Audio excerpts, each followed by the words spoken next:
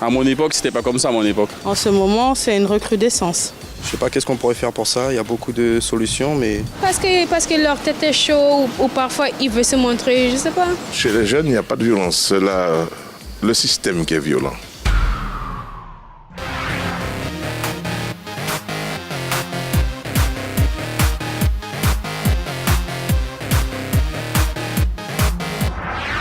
Aujourd'hui, nous avons l'impression que la violence et les comportements antisociaux se popularisent chez nos jeunes. Nous vous avons tendu le micro afin de recueillir vos impressions. Ça qu'a passé que nous la jeunesse, nous qu'a coûté zot en ami souk pays.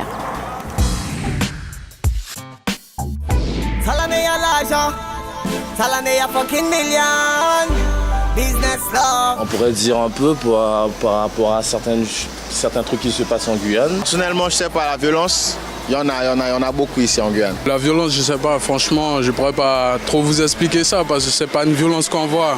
Pas à ma connaissance. Ceux que je connais sont adorables, très gentils, très sociables, ils aiment rire, ils aiment s'amuser. Il y a beaucoup de violence chez les jeunes, mais moi je dis que c'est les grandes personnes qui ne donnent pas de bons exemples. À mon époque, on réglait le problème entre jeunes, entre nous-mêmes. Il y a des gens, ils se battent pour rien du tout. Et puis après, c'est fini. On n'essayait pas de se faire aller tuer l'autre. Tu t'es battu, t'as perdu. C'était ça à mon époque. Oui, il y a beaucoup trop de violence et tout actuellement, ce que je remarque. Et il n'y a pas que les jeunes, hein. Il y a un peu de tout, hein.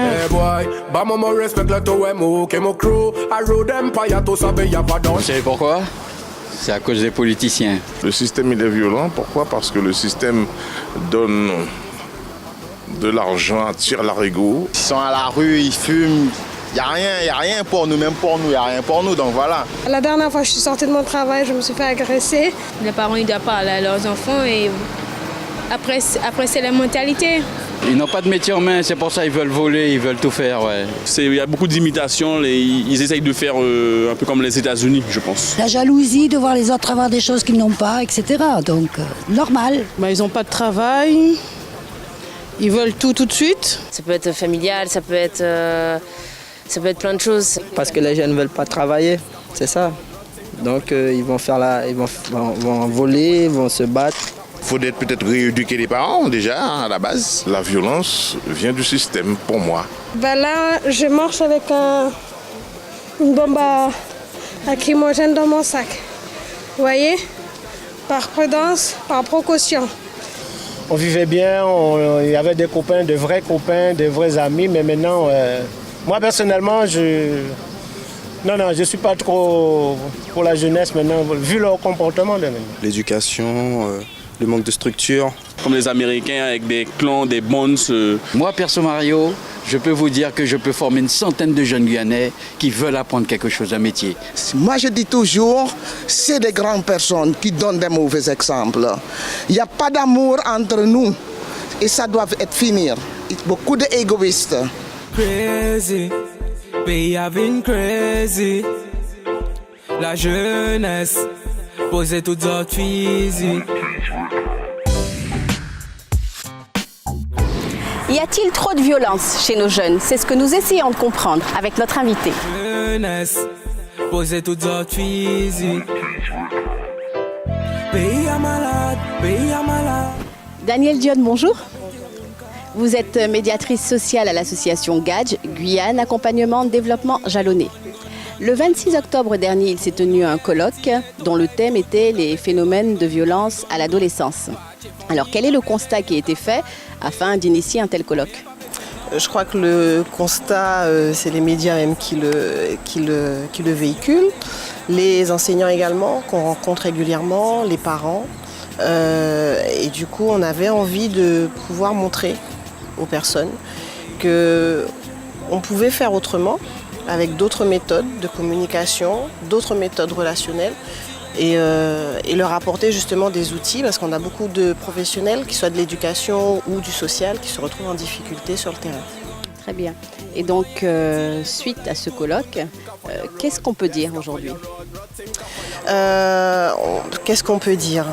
Que les adultes se retrouvent aujourd'hui en difficulté face à l'expression des jeunes par rapport à leur mal-être. Et quand je dis mal-être, c'est pas forcément ils sont en état dépressif, mais il y a beaucoup de colère, beaucoup de méconnaissance de soi. Et aujourd'hui, voilà, la société nous demande, en quelque part, par la force des choses, de devoir changer notre rapport avec l'enfant et l'adolescent.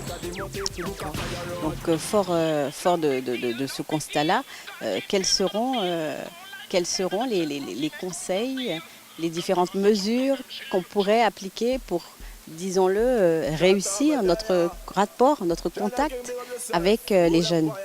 Je pense qu'aujourd'hui, on est dans une société qui évolue et ça nous demande aussi, nous adultes, de devoir évoluer pour être mieux dans cette société, mieux accompagner la nouvelle génération qui est dans des demandes différentes par rapport aux demandes des enfants d'avant. Et l'idée, c'est ça, c'est d'abord effectuer un changement en soi avec de nouveaux repères, de façon à ce que ça corresponde un peu plus avec ce qui est attendu en tout cas par les enfants d'aujourd'hui. Alors concrètement, nous, parents, enseignants, adultes, détenteurs de l'autorité.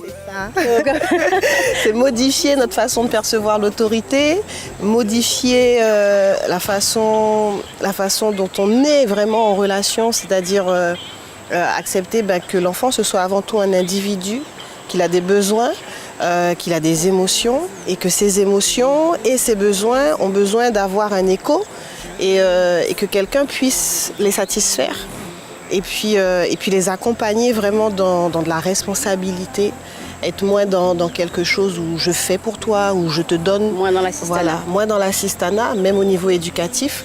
Ça ne veut pas dire que les parents font mal, on n'est pas dans ça, mais il y a du changement à produire. Et puis